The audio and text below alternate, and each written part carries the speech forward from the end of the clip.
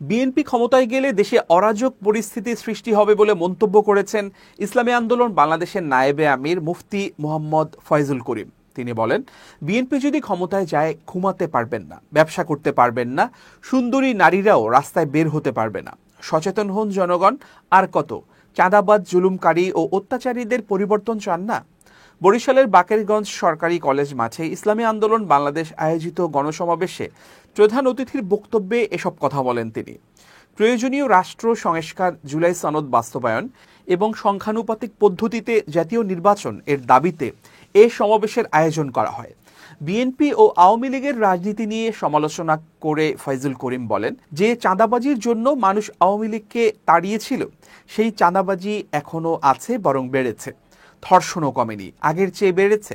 যে দখলদারির অভিযোগে আওয়ামী লীগকে সরানো হয়েছিল, সেই দখলদারি এখনো চলছে। বক্তব্যের এক পর্যায়ে তিনি আরও বলেন, বর্তমান সরকারের সময়ে বিএনপির মধ্যে প্রকাশ্যে যত খুন হয়েছে, আওয়ামী লীগের আমলে এটা হয়নি। যারা এসব করছে তারা যদি ক্ষমতায় আসে, খুন, ধর্ষণ ও চাঁদাবাজি আরও বাড়বে। অন্তর্বর্তীকালীন সরকারের প্রতি আহ্বান জানিয়ে ইসলামী আন্দোলনের এই নেতা বলেন, আপনারা যদি পিয়ার পদ্ধতি না মানেন, গণহত্যার বিচার না করেন, তবে জনগণের আস্থা পাবেন না। ভেবেছিলাম বৈষম্য দূর হবে, কিন্তু সংখ্যালঘুরা এখনও বঞ্চিত।